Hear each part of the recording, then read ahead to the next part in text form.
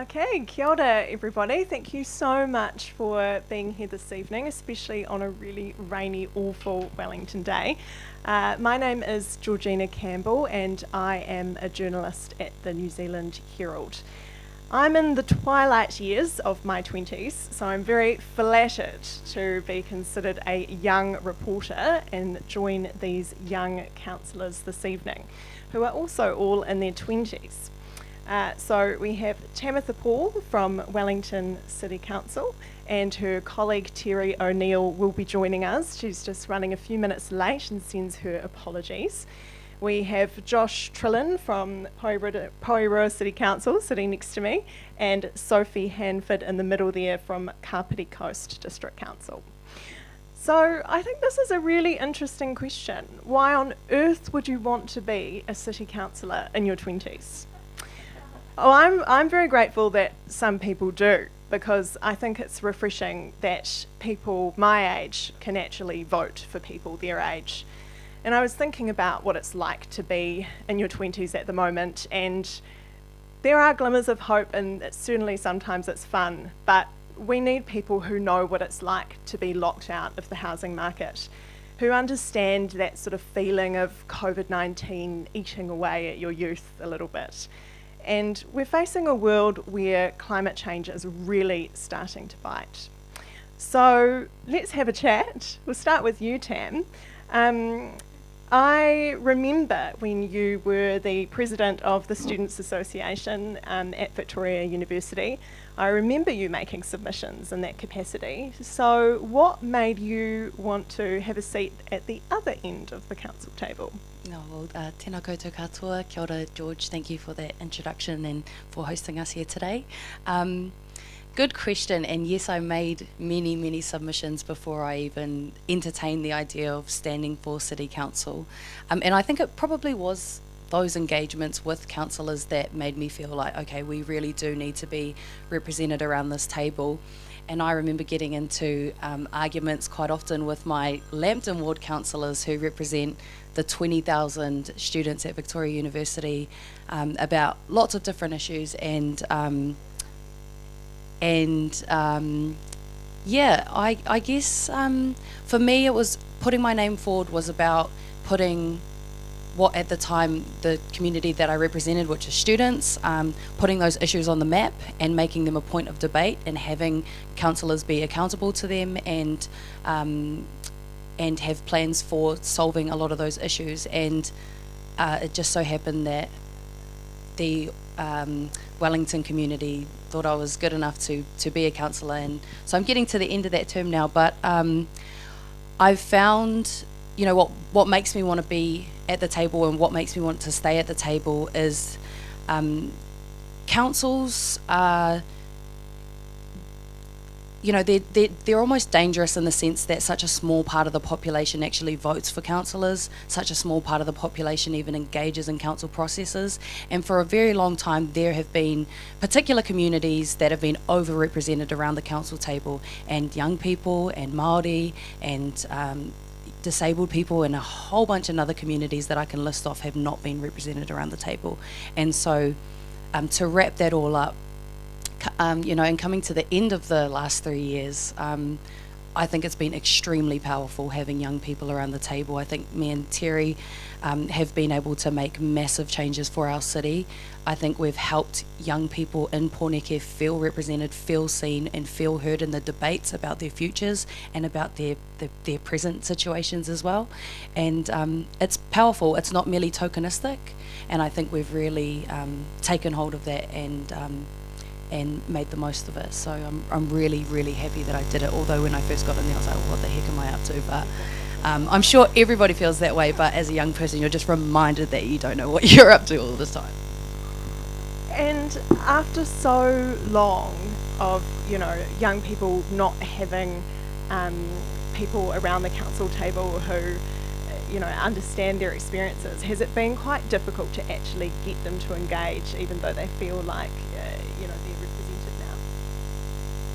Yeah, I think young people really have really have been engaged. We know that they made a massive impact on the spatial plan when we were deciding, the rule book for building houses for the next 30 years. They've been heard in the climate conversation when we've done lots of different things, from declaring a climate emergency in 2019 to all the various things that have come from that. They've in so many different ways. They've supported Māori ward and better mana whenua representation around the table.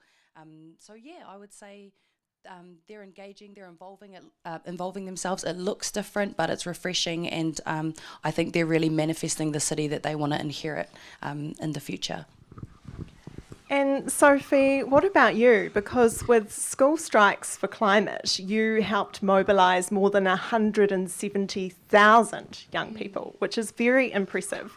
So, I mean, how do those two roles compare? Do you sort of feel like you have more influence in that capacity or as a councillor? Yeah, tēnā koutou katoa. Thanks, as echoing Tam's kōrero about the fact that we're all here, and thank you all for coming along to listen to this kōrero on what's a pretty cold and rainy evening. So I appreciate all of you being here to just hear from us and hopefully ask questions at the end. So yeah, definitely was quite a feat to see that many people out on the streets, essentially demanding action to inherit a livable planet, and thinking about our next generations and that as well, and what we're going to be passing on, and the fact that climate justice now is the only option to our collective survival and the survival of our home, the planet which we need and we depend on to continue living the lives that we live. And so I very much see that, though, the power in that is in those 170,000 people that showed up on the day. And yes, I had a part to play in that. Yes, Josh and Tam had parts to play in that as well, and in all of our own different ways. And I see kind of the council environment being relatively similar. I think one role that I can play is being at the table and trying to, through every conversation, make sure that the voice of our planet and our next generation is actually heard, because so often decisions can be made without consideration for things that aren't within the walls of council chambers, because so often the people who hold the seats won't necessarily be around to see the changes that their decisions make for the long term. So I think it's partly that, and that there's power in how we show up in these spaces, being our authentic selves and bringing all of our energy, just as people did on September 27th when we saw those 170,000 people, 3.5% of our population. I feel like the same thing is starting to happen in local government, where young people are saying, actually enough is enough, and we don't want to sit by and watch these decisions be made that shape the future that we'll inherit, without us being able to authentically bring what we bring and our values and our perception of the world and our energy. And so it's been a challenge, because trying to fit that into the moulds of council and the structures and the processes that council is well known for, and often the slow processes. Activism is a quick game and council is a long game and a slow game, which I found challenging. But ultimately, you got to think about what you're doing it for, and that kind of keeps me going, despite when I think about maybe how much easier it is to be on the outside. We need to build those bridges as well and recognise the roles that are important for us all to be playing. And not everyone, can or wants to be on the outside, but not everyone can or wants to be on the inside and within these structures and processes. So I've kind of chosen to take this route for the moment, but not sure how long it'll be for. But again, you just keep bringing up the voice of our planet and our next generation, and that's kind of what I see to be my role. How do you harness that energy? Because I think about the March on Parliament and how electric that was. It was exciting, it was passionate, it felt like something was happening. How do you take that and put it into a council structure which a lot of people might consider to be boring or stuffy or irrelevant to them? It can be pretty demoralising at times. I've got to, you kind of got to be honest about these things, and I've been quite grateful that many of my colleagues have been supportive of me trying to, bring all of that energy, and ultimately that was kind of why I ran as well, was seeing how through organising a movement like School Strike for Climate, just how important our elected representatives are, and not seeing ourselves reflected in them. That's a huge gap where, if we don't fill it, we just continue to perpetuate business as usual, which is not good for people or the planet. And so, it's hard, but it just needs to be done. And I think the more of us who are doing it just keep going and have support from, the other generations that exist in these spaces, the better they'll be for other young people in the next generation who are coming forward, and they won't have to necessarily think that it's hard to bring, everything that they are and everything that they value and care for. It's just, these spaces are just innately able to take all of that and able to translate it into really tangible transformational action. So yeah, I see it as being those of us who are here are standing on the shoulders of giants, but then hopefully we will be the people too who help to make it even more easy and accessible for other young people to stand. And Josh, I was interested in Tam's kind of reaction about what it was first like stepping foot around into the council and around the table and thinking, what have I got myself into? I mean, you worked at a law firm, so I bet it must have been quite different. Can you sort of talk us through what it was like when you were elected in those first few days and weeks at the council? Yeah, sure. First of all, kia ora koutou katoa. My name's Josh Trlin. Thanks very much for having me here. When I was elected in 2019, it was towards the end of my very first year out of university. So it was my first year working in law. I'm not a lawyer anymore, I've gotten out, but at the time that's what I was doing. And one of the things that really blew me away actually was, even coming from a background where I was someone that was very actively into politics, I was legally trained, the learning curve coming onto council is so steep. And I think that's difficult for any first-term councillor, but in particular if you're a young person coming on for the first time, figuring out how to properly grab hold of the levers of power and actually achieve the things that you've talked about in your campaign is incredibly difficult. And particularly in the context of, you think anything important you want to do in the local government space, it has to go into your long-term plan, and you get one long-term plan in a term. So the time that you're trying to achieve things is also when you're trying to learn it. You compare that to central government, they have a budget every single year. We don't have that. So for me, there's a whole bunch of things that I wanted to do when I got onto council, and I'm happy with a lot of what we've been able to achieve. But also, as we got through that first long-term plan process, I remember getting towards even sort of just ticking over halfway and already thinking, there are so many things I would do differently. There are so many things that I want to be able to achieve, and now I know I should have done that. But to get the opportunity to do it, you have to run again. So there is that really, really big steep learning curve was probably the single biggest thing. One of the other things I wanted to speak to as well, actually, and just coming off what Sophie was saying before, and this idea of sort of coming from a space of activism and then going into being an elected member. For me, when I was thinking about running, I guess first and foremost, I was coming at it from a perspective of climate activism. That was the key thing for me. And one of the things that I really admire actually about all three of the people sitting next to me at the moment is that I think they all really understand, and I try to bring this as well, that being an activist and being an elected member are not mutually exclusive. And actually being an elected member is a really effective tool of activism if you are willing to go about it that way. And so I see the work that these three are all doing. I try to do a similar thing as well and think, actually, I don't want to just sway around with whatever I think is the thing that is the most convenient to do. I want to go out and earn a mandate and then use that mandate from the public to achieve outcomes that I want to get done, specifically in climate, but in other things as well on council.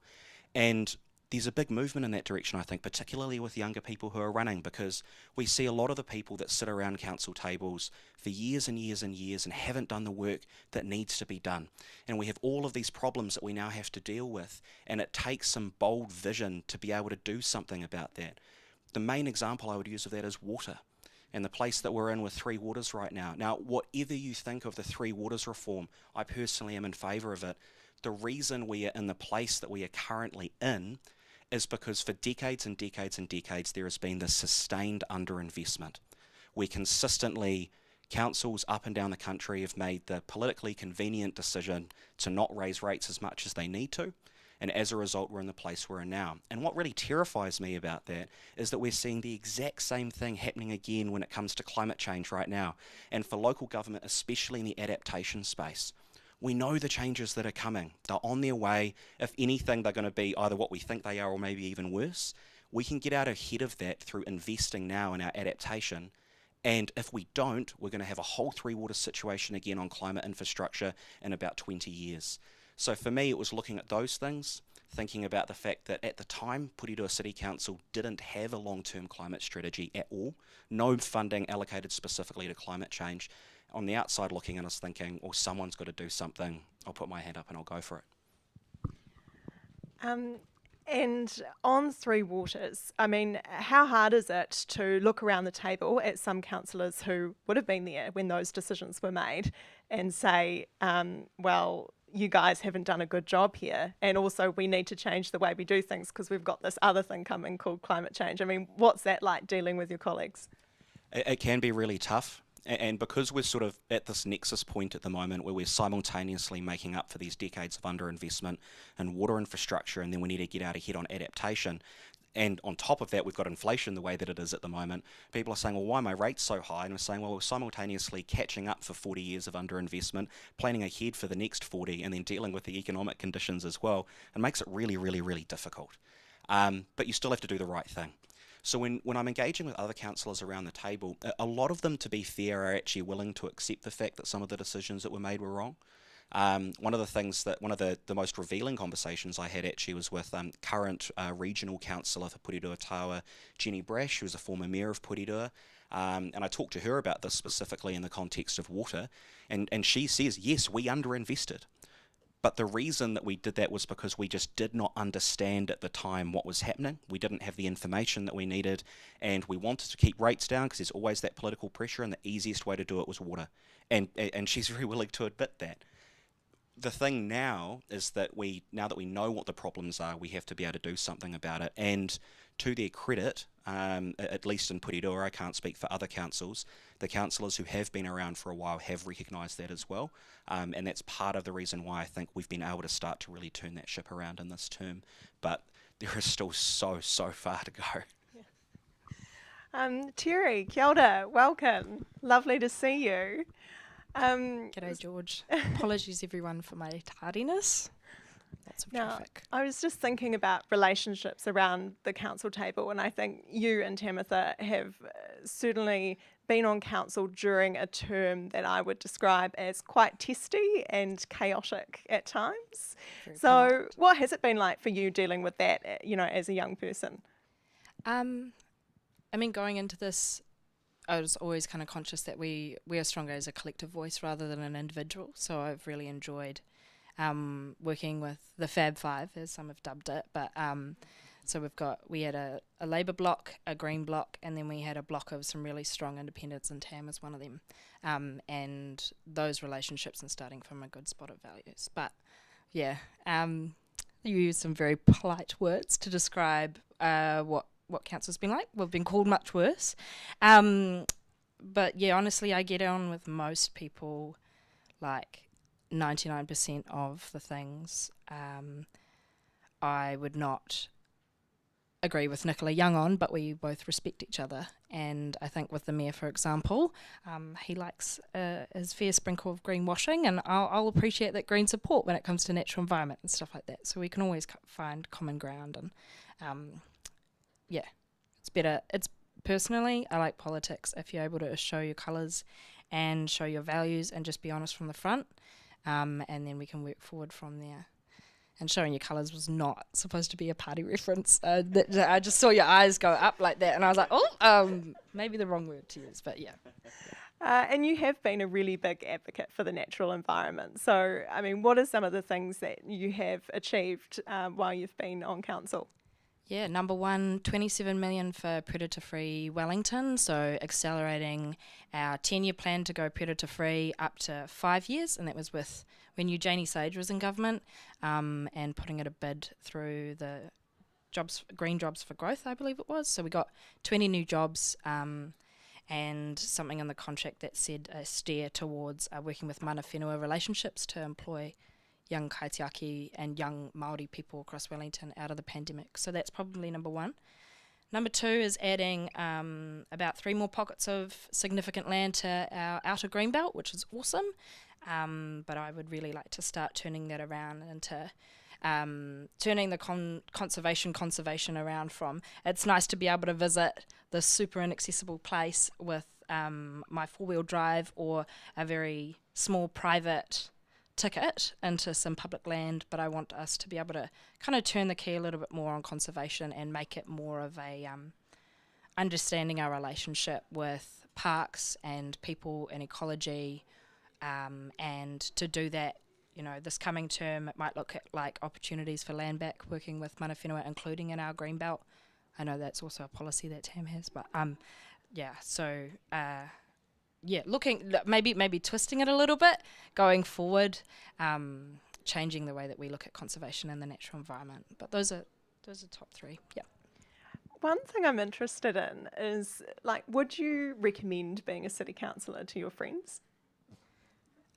I've said, so I'm someone who's I'm young. I openly identify with queer label, and I'm sure that other people on this panel have also received a lot of hate. But it's been kind of scary for me in Te Motu Kairangi. I've received a couple of death threats and stuff. And they stem from, you know, ageism, sexism, but a lot of like quite disgusting transphobia and homophobia. And that all comes through, floods through the personal DMs and the public pages, and it floods through your your primary school teacher that taught you when you were 5 are seeing these things, and it does get a little scary. But again, I also come from a place of privilege, so I know that it's not going to be like the worst, but it's definitely not fun. Second to that, if young people are interested in politics, I always tend to caution them that it's not an easy ride, and if you are coming in because and your number one issue is going to be because you're young and we need more young people, then I'd probably poke them a little bit more and say, well, what communities are you standing for and who are you representing outside of just your age? But yeah, that's my take. Yeah, what about, you know, have you, any of you guys faced barriers or had abuse online, or what's that been like? Where to start? I feel like I've talked about this so much in the last few weeks. I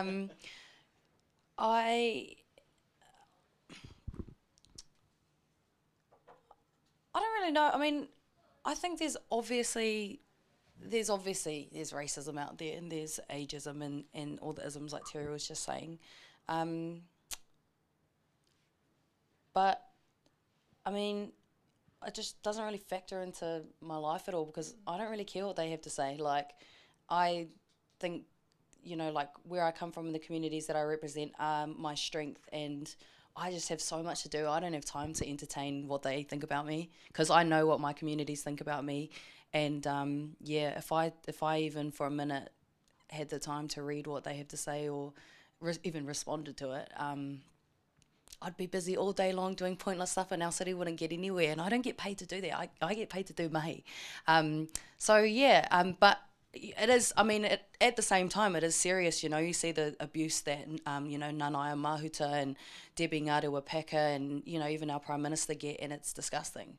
And I think we have to take the safety of women and the safety of Māori women and women of colour. I mean, Gora's Garaman, she's been subject to despicable abuse during her time as an MP. So we've got to take those concerns seriously. But that, you know, we are politicians, and we're doing the structural systemic work, and there's lots of things that we can do to break that down, because at the end of the day, you know, there are people on the street who will be attacked and assaulted and harassed purely for being a young woman, purely for being from the rainbow community, purely for what they look like. And so our job is to actually address that, and to address the systemic and structural and environmental contributors to people being assaulted and harassed, and also challenge the cultural norms and beliefs and attitudes that underpin that behaviour in the first place. And we've got so many mechanisms to do that. We collab with schools, we work with harm prevention and response organisations out in the community. We regulate, the bars and the restaurants. We have a big place in shaping what town looks like, and so we've got to move it away from that individualised experience of abuse and move it towards how can we address the structural things that we have the power to change, and that we have every reason in the world to do so, especially following March 15th, the terrorist attack in Christchurch. You know, we have to take We have to take people's safety seriously and respond to it and find constructive approaches to justice that don't just rely on putting more police on the streets, you know. Yeah. I can see you nodding and agreeing a lot there, Sophie. And just to point out too, I think you were 18 when you were elected, which is pretty young to then sort of be exposed to all of that. So what's it been like for you? What Tam just said, like, a major kind of point in there around us now sitting in the seats that we're in, having the huge privilege and opportunity to make sure that other young people who enter in these spaces, but also people who are just out in our community and who have diverse intersectional identities, are able to just live out their day to day, but not only that, live out their dreams and actually thrive in the places that we're trying to create. So I very much see it as a structural thing, and haven't been a stranger to receiving some pretty nasty messages. But similarly, I tend to think about my days as having a limited amount of energy, and my time is valuable, and all of our time is valuable. You being here, like, you've made the conscious choice to be here and put your energy into this kōrero. And so I tend to think about it very much like that. So don't really open the messages. I've got this one woman who just about every night, routinely at about 11 p.m, messages me, "You're a fraud, you're a joke, you're such a..." And honestly, I'm at the point where I don't even know now what she's trying to convey, or what she's actually, what issue it is that she's even trying to. And I'm more than happy to have a conversation and sit down with her, but it's gotten to the point where now we're just completely talking across each other, and I just don't engage anymore. So I'm at the point now where it's just, I was elected to do the mahi, and to do the mahi as well on a platform of climate justice, and I work alongside people who have that same vision and people who don't. I'm more than happy to hear their whakaaro. I'm more than happy to try and kind of, as Teri was mentioning, there's always common ground. But when it gets to a point where it's kind of belittling and completely berating you as a person, and not even the issues that you're standing on or the change that you're trying to create, that's when it crosses the line to just being something that I refuse to engage with. Did you have anything to add, Josh? Well, not a whole lot, to be honest. I mean, I think everyone in politics cops a bit of abuse, but what I get is nothing compared to what I see the three of you get online, to what I see our mayor get online, the horrendous level of misogynistic abuse. And probably the only thing that I would add is saying that a lesson that probably took me a little bit too long to figure out, and I think I have now, and something that I would advise any young person who's looking to run, is that not everyone who reaches out to you is doing so in good faith. And it's really easy to, certainly when I got elected, and I think you're quite idealistic when you first get on, and you think everyone reaches out to you and you think, no matter what this person thinks or says, I want to engage with them and be their representative and do the right thing. And very quickly you realise that you might be acting in good faith, but they absolutely aren't. And when you talked about 11 p.m, I was saying that must be the time that the crazies come out, because there was this guy who, for the first year that I was on council, so often at about 11 p.m, often on a Wednesday or Thursday night, would be messaging me and getting angry I'm not responding straight away. And I'm thinking, I have to reply. I think, no, this guy's not engaging in good faith. And eventually, actually, sometimes you just have to block and move on. That's the only way. And just thinking about expectations, I mean, what did you think it was going to be like, and versus what is it actually like? I think the way that it actually is, just in a way, is sort of what I thought it would be like, but just much, much, much slower. I think you go in thinking, sure, it's going to be difficult to get stuff done, and it might be, some things that are controversial, and there's a little bit of institutional inertia, and I had no idea, to be completely honest. But part of it is this idea I talked about before, that anything you want to do that costs money, you got to get that into the long-term plan, and you've basically got one shot at doing that, and if you miss it, you think, well, I have to wait until another council term if I do get re-elected. There's the culture that still exists, I think, from this austerity mindset and idea that the first and most important role of a city council was to keep rates low for ratepayers, and that's a really big thing that's in the mind of a lot of councillors. And I'd say that is arguably the single major reason why we have so many of the problems we do in local government today. So anything that you want to get done, you have to get over that major hurdle. And so not only are you trying to come up with good ideas, discuss them with your colleagues, workshop what could be done, often you end up in a situation where, based on discussion with your colleagues, based on advice from officers, you know what the solution is. You've been told what the solution is. You can choose to do it, and it still won't happen because at the last minute people go, well, actually, no, that's too expensive. We just can't afford it. It's maybe at some point further down the track. Yes, we'd all like to see this happen. Of course we'd like to see this happen, but it's just not realistic right now. And that's infuriating on a whole bunch of things. For something like climate change, when we know that what happens this decade is going to define the rest of our lives, we have something like 2,000 days left to be able to get our emissions down to half of what they are now, to make sure that we can keep within 2.5 degrees and ensure that we don't get runaway climate change from the ice caps melting. And you talk about these things around the council table, and we will say, well, yes, that's a very good point, but it's just, it is very expensive, and we need to be sensible. Doing nothing isn't sensible. And so I think as a young person who is on council, not thinking about the next 10 years, but thinking about, this is a community that I love and I want to live in, ideally for the rest of my life. And I'm thinking about the way that it's going to look in 30, 40, 50, 60 years. The amount of inertia that exists is infuriating. And that sort of makes me think of something that you did, Tam, at a council meeting, which is a very memorable moment for me. And it's when you found the numbers to pull the plug on $76 million set aside in the long-term plan for airport seawalls. So Tamatha Paul went up against the airport and, Infratil.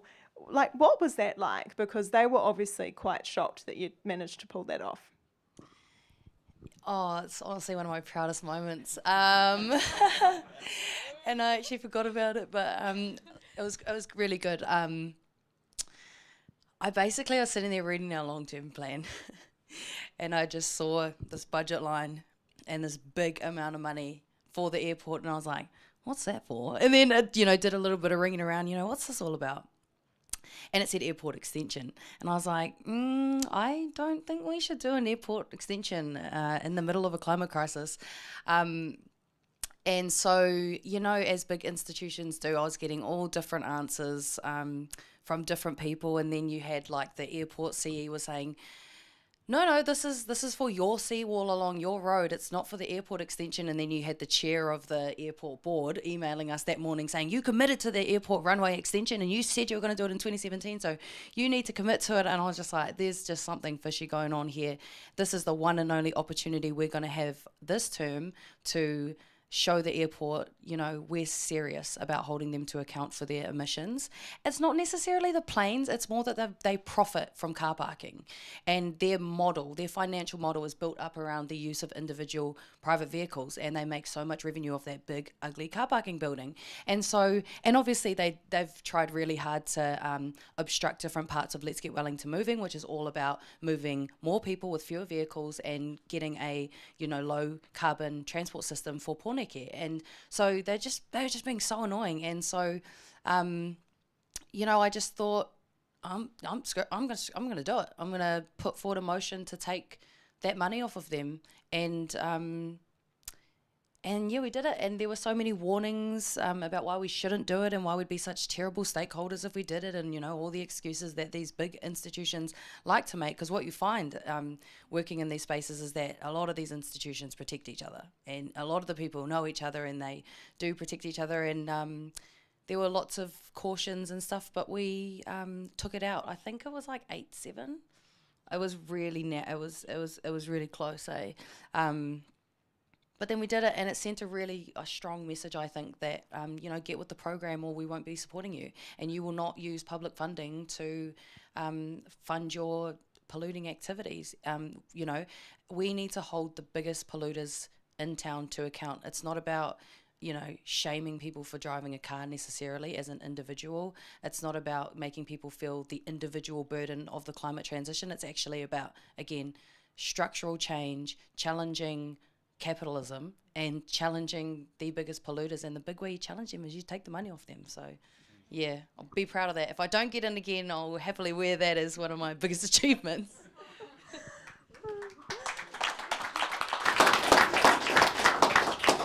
And a couple of you have mentioned sort of how slow and slowly local government can move.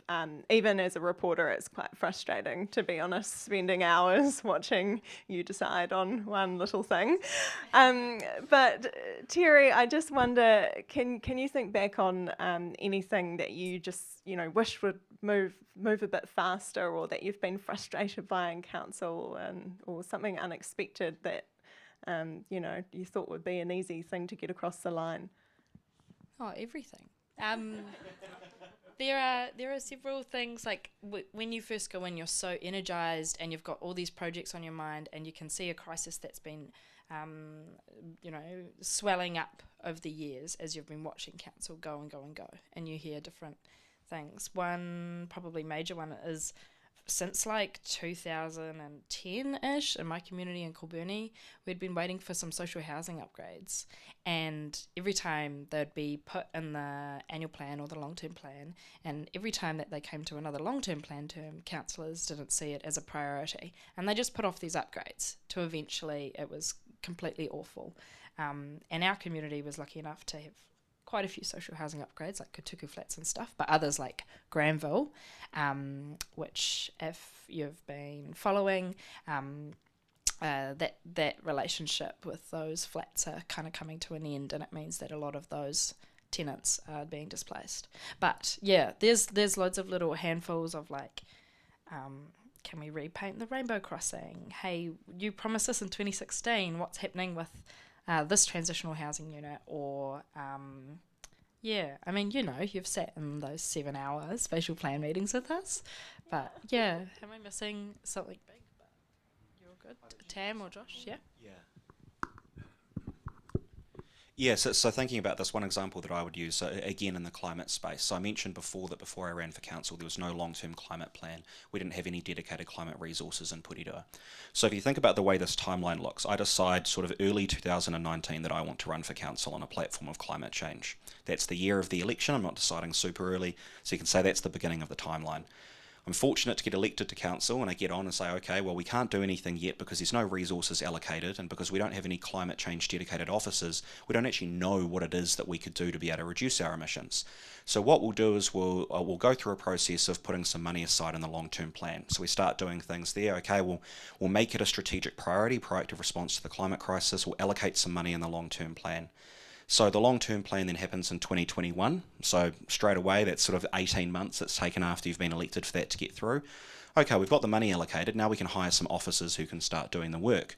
So we hire the officers. We now have a team of 3 climate officers in Porirua who start doing that work to figure out, okay, well, what do we need to be doing around our own adaptation and reducing our emissions as well? Okay, we're going to start pulling that together. Cool, we've got some ideas. Can we fund them? Well, no, it's not in the long-term plan. Okay, so we have to wait to the next long-term plan. So now I'm running for re-election, saying, okay, if I get re-elected, I would really like to implement some of the things that we have started to put together from this process this year. Now, if I do get re-elected, the next long-term plan is in 2024. So we'll get money allocated based on the work those officers are doing in 2024, and if we're lucky, some of that work might start in 2025. Now, straight away, that's turning things around as quickly as I can. That is a 6-year lag between deciding I'm going to run for council on a climate platform on the year of that election and anything actually meaningfully changing. And that's not something you can brute force through. That's just the way that the system is set up and the structures that are in place. So when I talk about how infuriating it is to have this inertia, it's because we know what we want to do, but you have to follow the rules. And because you have to follow the rules, well, things are going to happen really slowly. And that's why this perspective of saying when you run for council, you can't just be thinking about what your community needs right now. You have to be thinking about what do we need in 5, 10, 20 years, because you have to make those decisions a decade in advance if you want anything to happen. Can I just add on to that as well? I feel like because I completely total everything that Josh has said, and it has been a pain to push the things through that, you get onto council to achieve, and you think it's going to be a relatively easy ride because you might have the support around the table. But even with the support around the table, it's the process, and it's the lag of all of the various different plans and prioritisation things that you have to partake in. But I also feel like too, this is where conversations like the Future for Local Government review are extremely important. So actually at the moment, we all happen to be on councils, and you all happen to be alive when these awesome reforms are actually in front of us for us to shape, for you to shape, for us as well as councillors to shape, where we've got this panel who are quite literally looking into the current kind of democratic processes and also workings and responsibilities and kind of jurisdictions of local councils and of community boards, and that partnership too with mana whenua, co-governance, where that all fits in and how necessary that is as well, not only at this moment in time, but for our past, to acknowledge our past, but also to write our future. And so I think, as much as we can feel frustrated, and I often do, by how slow things are, I try and find a little bit of hope in the fact that we have these kind of reform opportunities at the moment, which are potentially once in a lifetime kind of moments to shape how local government performs and exists for those who will inherit it. So I just want to And let's look ahead. You're all standing again. So if you just want to each tell us what are you hoping to achieve if you are elected again? I think it's, for me, my big priority will be on public housing. I think that there's no solving the housing crisis without having really good public housing. Kāinga Ora Council, community housing providers, iwi providers. We've got a number of iwi Māori housing providers. And we need to build a lot more, upgrade the stock that we've currently got, and we need to take advantage of the opportunities ahead of us, especially with Let's Get Wellington moving, to build public housing all along where light rail will go. I think public housing is so underrated. It's overlooked quite often as a major solution to the housing crisis. It ensures that beyond just low-paid workers and disabled people and elderly who currently benefit from social housing, I'm using public and social interchangeably here. Public housing is necessary for our teachers, our nurses, our cleaners, our doctors, all of the people that make our city the place that it is. And slowly all of the people and all of the workers that, our city runs off of are being priced out. They can't afford to rent here. They definitely can't afford to buy here. And so, looking at, housing for workers and for those people for whom we've forgotten about is the priority for the next 3 years, and especially for me. I think we just, there's also lighthearted stuff. We're young people. Something cool that we bring is that, we're fun and we go out and we party and have fun in town as well. Sometimes, well, I don't know, I do. And, there's also something to be said about making Wellington really lively and cool again, because that's a really big opportunity. One thing I want to do is open a medium-sized venue. That's something that we're missing. It would be great for artists. It would be great to bring local acts in. It'd be good. It'll book out the restaurants. It'll book out the hotels and motels. And it will just bring a cool vibe to Wellington. And that's something that I bring that's different to some of my colleagues, is that I should go out to town. No, just kidding. So there's the lively stuff. Housing is so important. Transport is really important too. We need to deliver our transitional cycleway network ASAP. We need to make safe and separated active transport infrastructure, just help people to make that low carbon transition into the future. So for me, it's about the big basics, but also having a bit of fun with it, bringing the vibe back to Wellington, it's going to be a significant period of disruption. Let's make it fun. Let's make it enjoyable. Let's make it cooler to live here in Pōneke again. So that's what I hope to do for my next term, if I get in again, if I'm lucky enough. Cool. Goodness me, it's always hard talking after Tam. Goodness. Look, for me, so I'm in the eastern suburbs, and along with housing is my number one issue as well. So whether that's adding more apartment conversions through to Kāinga, whether that's pursuing our community housing providers and adding more stock to our social housing, which has been a massive week for TAM in this last week. And it's looking like, for me, I'm really interested in more transitional and supported livings for specific needs in our community. So a lot of you might be aware our night shelter closed down within the last 2 years, and we're Te Pā Manu, we're working with Wellington City Mission to do assisted alcohol rehabilitation for those people. And for me, as my ward, it's not the ward with the most emergency housing, but it is a ward that has had quite a lot of it. And Miramar and Strathmore, we've run into a few social issues there. So for me, I want to make sure that, number one, we are delivering more on housing and adding more to the stock.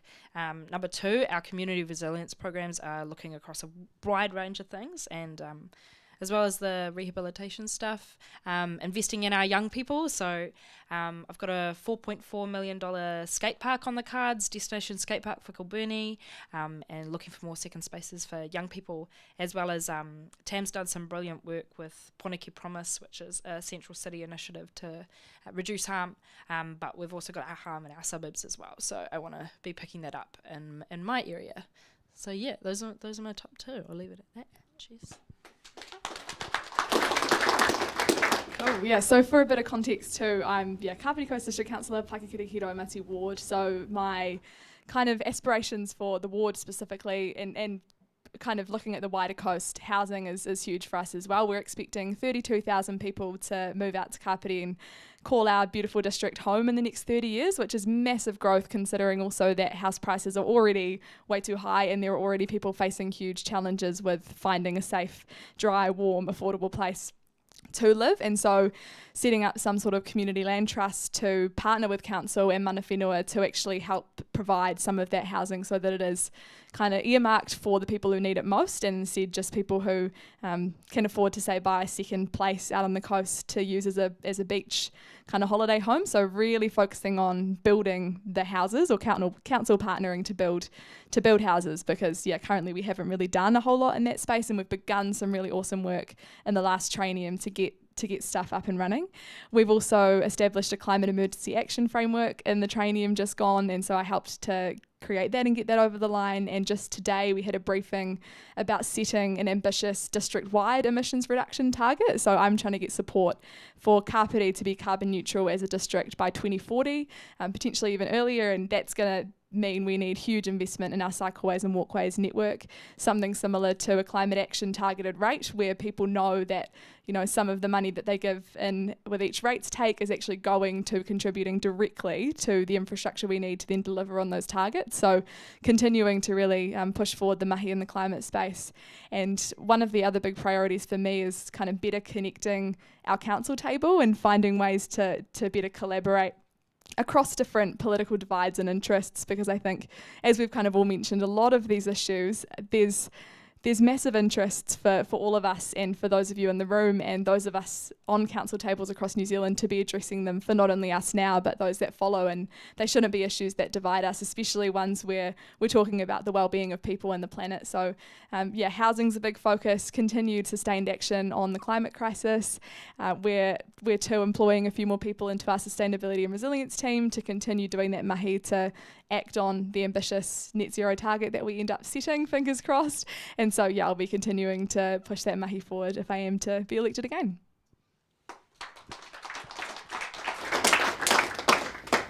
Yeah, no, there's so much that needs to be done. One of the cool things about going last is I got to sit here and listen to all of these great ideas, and definitely take some of those to my campaign as well. Very useful. But no, I think about the key areas that I'm running in and the things that I want to do. You got climate, environment, sort of not just climate change, but the environment generally, housing and infrastructure. And so first of all, starting on the climate change space, we need a comprehensive managed retreat strategy in Porirua. That is critical. We need to start having the conversations now about, we are a city that is built around two harbours. We are very, very, very coastal. there is going to be a whole lot of Porirua that long term isn't going to be able to be lived in a way that it currently is. My own ward in Plymoughton, we had very, very bad floods at the end of 2020 that came in, severely damaged 50 odd houses. These things are going to become more and more and more common. So a comprehensive managed retreat strategy, which can go into part of our review of district plans going forward to make sure that we are actually planning in advance instead of just waiting for things to happen that we know are going to happen. So that's incredibly important. So that's in that adaptation space around reducing our own emissions. It's important that council reduces its own emissions itself, but what's much more important is the settings that we provide for the entire community to reduce our community's emissions. I'm not a cyclist. It would be it's so difficult to be a cyclist in Porirua.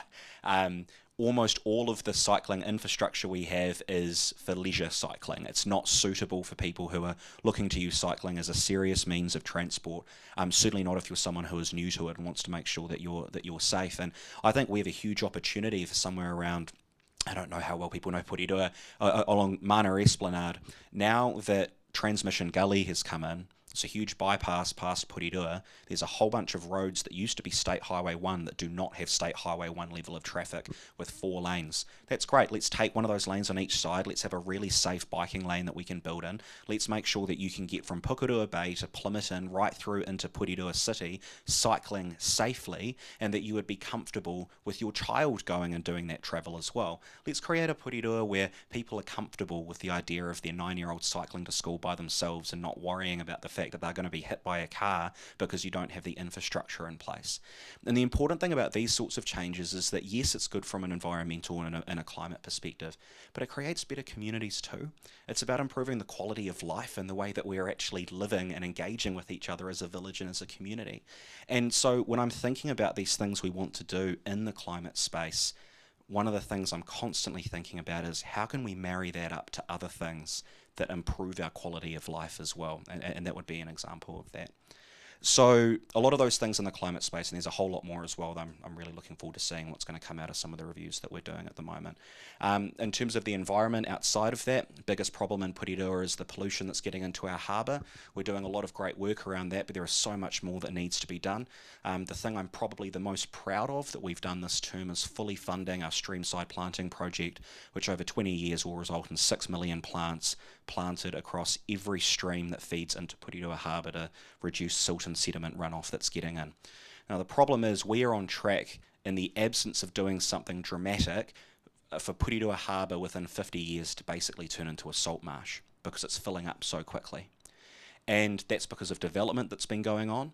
That's because of things like Transmission Gully and huge amounts of runoff. It's because of developers making the very sensible financial decision to say, well, I'm going to ignore what the council's telling me I have to do because it's going to make me a whole lot of money, and then I'll pay the fines that are essentially nothing, which we would all agree is ridiculous. If you are a profit-driven entity where your only responsibility is to deliver a return to your shareholders, that is a very rational decision that you are going to make. So I understand why it happens. We have to be able to stop that from happening. So we've got to protect our harbour a whole lot more. In terms of around housing, huge population growth that's happening in Porirua and is projected to happen. In terms of the Wellington region, my understanding, maybe alongside Kapiti, from a per capita perspective, it's one of the highest places of projected growth we're going to see. Porirua is already one of the most expensive places in the country to live in terms of renting. Well, I certainly know I'm a renter and it's not cheap to rent in Porirua. We need a whole lot more housing, and at the moment almost all of our housing is low density. So yes, medium density is part of that, but some higher density stuff as well, particularly along transport trunk lines, where there are some areas where there is already locked in greenfield development going ahead out in northern Porirua at the moment.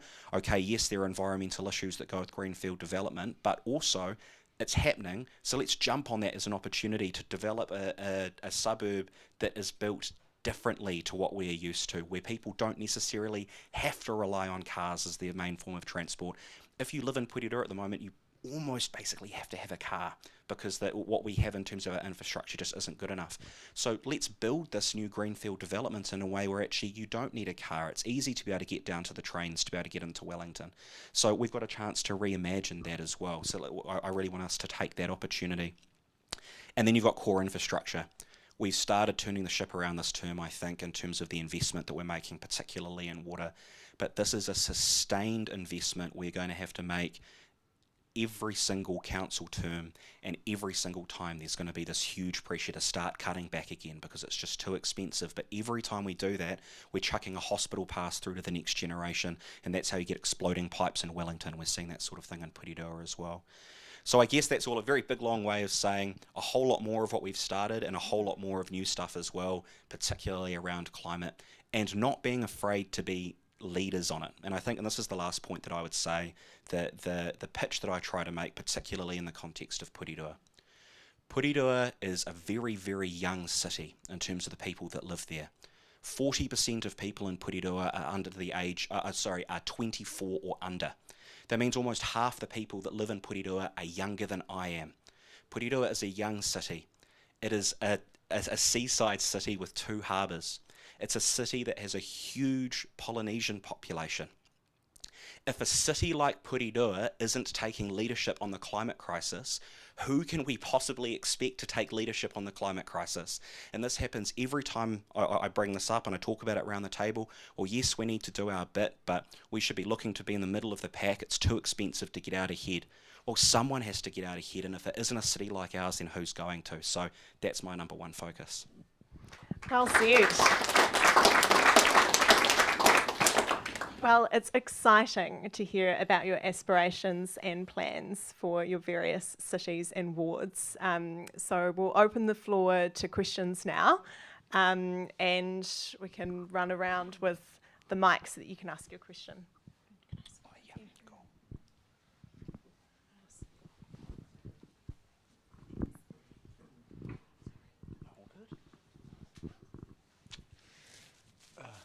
Breathe a little bit. Thank you very much. Not too loud, am I?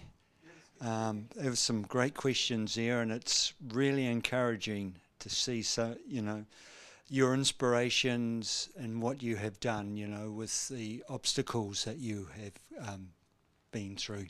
So it's wonderful. It's wonderful looking around and seeing that there's a collection of young people and older people, and young at heart. My question is relating to this coming by-election and... not by-election, local elections. And it is to do with what you have experienced and the people that you're talking to, particularly, say, the younger people, has... through that talking, has it inspired them or others say, hey, if you can do it and you've set a benchmark, then maybe I can do it as well. So I just wanted the comments. Yeah, I don't mind kicking this one off and then I'll pass the mic around. There's a really awesome, currently a Young Elected Members Network, which we're all a part of, which is an awesome support system for, when things are a bit tough or we need answers to questions or we, want to share ideas or gain inspiration. And a similar thing is kind of happening with young people who are deciding to run. There's a group that they can be a part of and reach out to for support. And I personally have found just over the last 2 weeks, I've had Instagram messages from 6 or 7 people saying, can I set up a Zoom call with you? I'm really keen to hear more about, what your experience has been like, what advice you'd give to me. I'm really looking to do it, but I just don't know where to start. I don't really know kind of, what to get organised and how to really stand on a platform of things that I'm passionate about, while also, being mindful of the demographic of their ward or the area that they're running in, and being also aware of the challenges that might be in front of them. So I would hope that, we might have sparked thoughts in some others, just like people who I have seen over the last kind of 5-6 years who have then kind of led me down this path of thinking that this might be a cool avenue to make a difference in. So I think yes, and just as Teri, Tam and Josh all inspire me with the mahi that they're doing in their communities, I would hope that other young people feel like if they want to chat to someone who looks like them, who maybe thinks like them, has a similar kind of perspective to them, that we're all totally happy to have a conversation. I reckon that's a good answer. We all agree. Cool.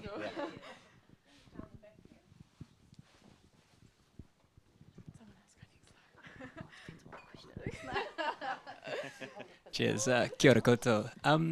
Yeah, really interesting stuff. I was just wondering when you're like a lot of the conversation has been around housing, and maybe it's from a place of ignorance, but I am wondering kind of what is the role of national government versus local government on issues like housing, and if you're kind of young and you want to see big changes happen, how have you found acting at a local level versus at a national level? So perhaps using the housing example to walk through that. That's a really good question. And is this working? Oh yeah, cool. And definitely one of the questions that I've definitely been asked heaps from people is, what is council's roles in housing, and especially what have they done to contribute to the housing crisis? And it's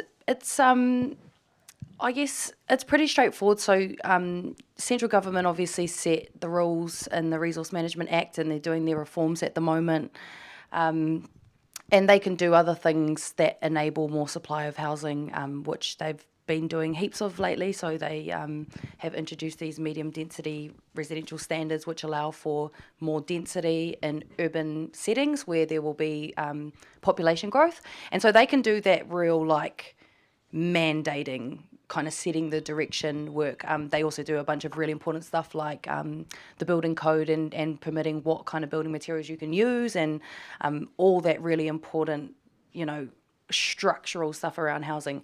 Councils, our traditional role has been in two big ways. One as regulators, through our planning tools that we have available to us. We basically set the rule book for how and where housing and other land uses can happen in the city.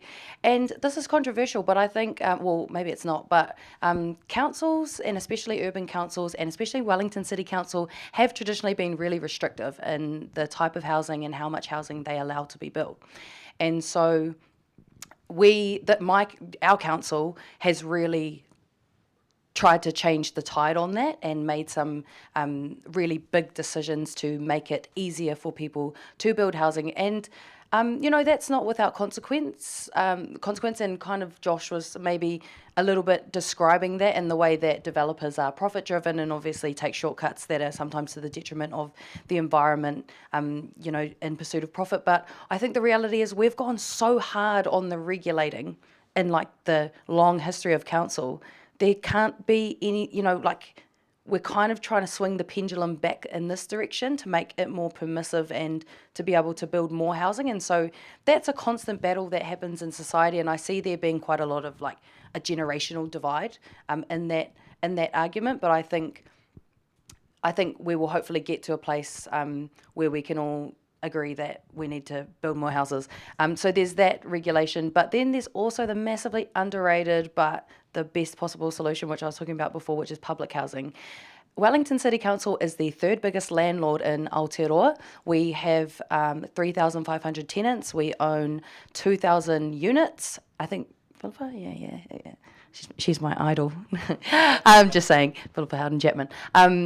And we provide lots of housing, and so there's also that role that councils can play in directly providing housing for who they want to provide housing for. And in our housing, we've got we've got lots of workers, we've got lots of migrant and refugee background whānau, lots of young whānau as well, lots of kids, lots of elderly people, and lots of people with disabilities. And so we've got to keep providing that housing. That's the most important housing to provide.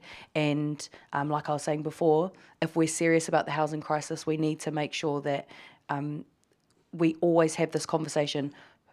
Who are we building housing for? You can't just have this broad brushed, just build the housing approach, because that won't work with the financial settings that we've got around housing at the moment. You have to be very targeted in who you want to provide housing for. And me personally, I'm going to continue to advocate for the most marginalised members of our society to have warm, dry, affordable, safe and secure housing. And I hope that council will continue to play that role into the future, because we're lucky. It's part of our identity providing public housing. We've done it since the 1950s, and I want us to do it long into the future.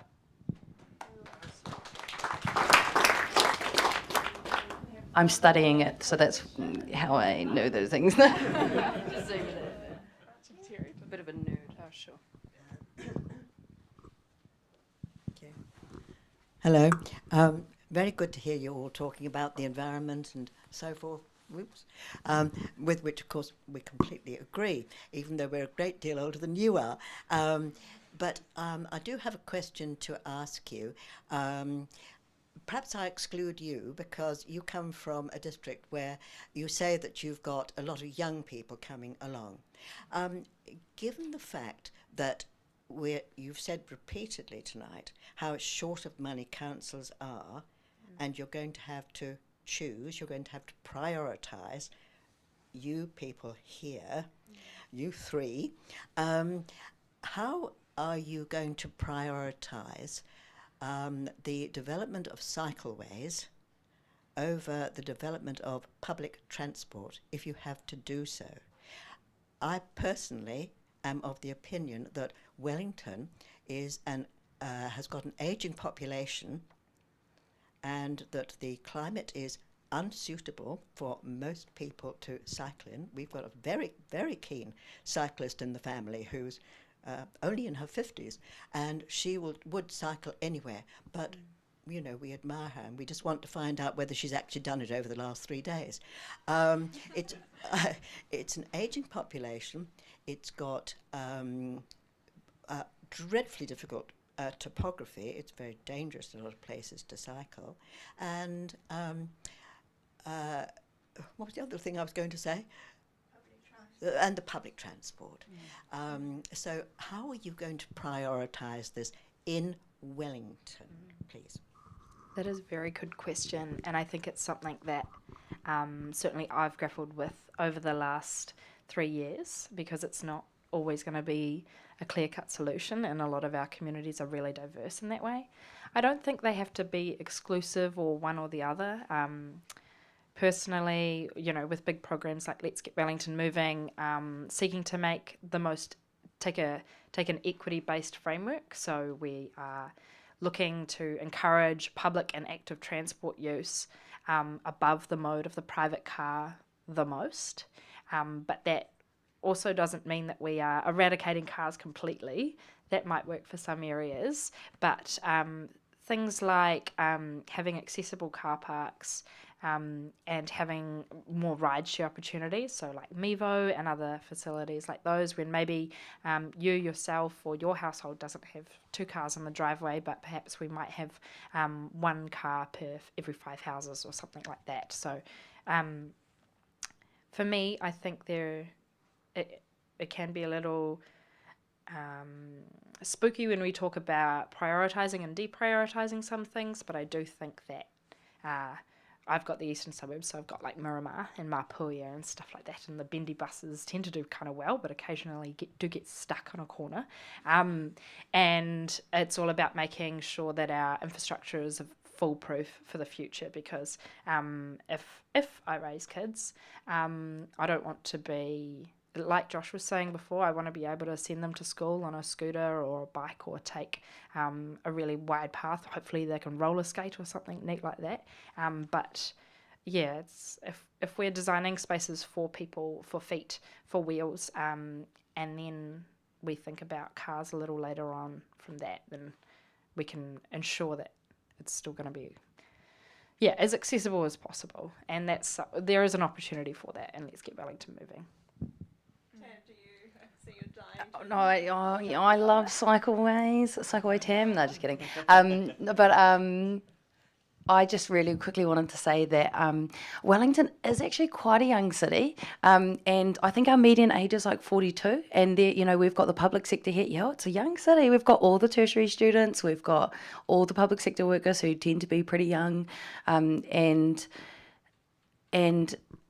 basically we have to have a really good cycleway network so that we aren't blocking up the roads in cars, and so that we get on the bus and we're on the bikes, so that people who need to be in cars, so disabled people and elderly people who have mobility issues, can drive in their cars and get to where they need to go. Because at the moment, our city's going to grow by 50 to 80,000 people in the next 30 years, and we can't all be in cars. And so, yeah, I'm sorry, I don't want them in cars. No, yeah, exactly, yeah. Public transport as opposed to cycleways. That's what I'm concentrating on. Oh, yeah. Yeah, yeah, and yes. But that's kind of the gist of it, though, is that you know, it is all about us, people who are able and young, changing our modes so that people who can't rely on those modes can. But when it comes to public transport and cycleways and stuff, it just depends on what the area is like. And we've got some really smart people who work on our transport system and who are doing lots of really innovative stuff to work with communities, to work on our transitional network across the city, and are able to make tweaks and changes based on bus routes and all that stuff. So it's a creative challenge, and I think we can rise to it. And there's lots of cities in Europe with similar topography who have really good public transport and really good active transport infrastructure. So I think we can do it. We've just got to be, I think, creative and brave. And just as I'm passing the mic back as well, creating more accessible and frequent services on our public transport network and free fares as well. So making fares cheaper, fares free for everyone, especially our tertiary students under 25s, community service card holders, total mobility card holders, but yeah, for everyone in totality would be awesome. Great plug. Well, yes, can we just have a final round of applause for these young councillors who are all running again. Thank you so much for attending.